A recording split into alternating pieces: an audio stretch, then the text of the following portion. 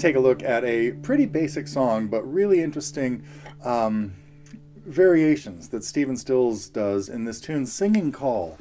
It was on his second album, 1971, I think, on this, and had some other really cool tunes. Change Partners was from this, and Word Game, I think. Yeah. Anyhow, great tunes on Stephen Stills too. I wasn't such a big fan of Marianne, which was the hit, but some really cool acoustic fingerpicking songs. And I want to talk a little bit first about the tuning, because there's a lot of different theories on this, and boy, people want to argue about it.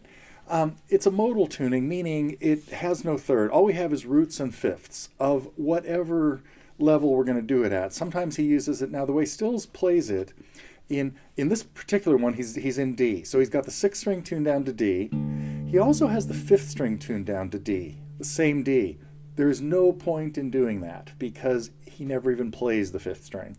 So I leave my 5th string at A, the 5th of the chord. Then the 4th string is a normal D, and the 3rd string is tuned down to the same D. So the 4th and 3rd strings are the same note, and that's a really important part of what you hear in his picking. You hear those 2 Ds. Usually after he plays the 4th string as a bass note, he plays the 3rd string on the and of that beat. And that's a really distinctive part of the sound. And then the top 2 strings, the 2nd string is A, and the 1st string is D. So we could call it dad-dad, D-A-D, D-A-D. People want to say there are 5 Ds.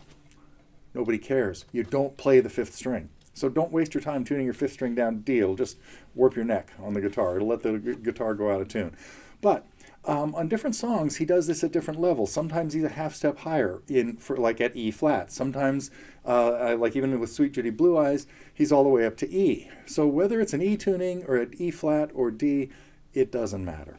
Now, he did use these for a lot of other songs.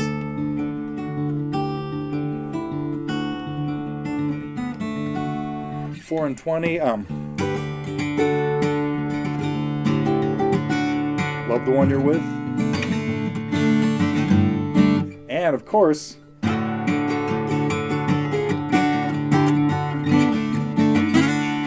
Sweet Judy Blue Eyes. So this will at least be the 4th song I have up here. There might be more in this D tuning that Stills called Bruce Palmer's modal tuning, because he maybe got the idea from Bruce Palmer, who was a bass player originally in the Buffalo Springfield.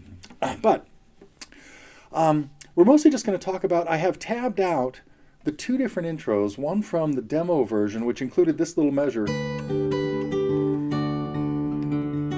that didn't appear on the studio version, and I've tabbed out exactly what he did, at least as far as I can hear, in the intro on the studio version. But it is, the bass notes sometimes get upside down, meaning he gets the higher bass note on the 1st or 3rd beat and the lower bass note there, and sometimes to compensate for that, he'd have to start a measure with the doubling up the bass note. Like what we do here in the studio version is it opens up with just the note, the A at the 10th fret of the B string.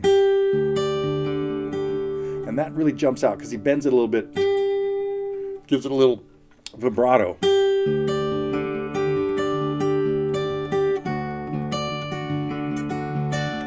And see right there, I was kind of doubling up on some of the bass notes.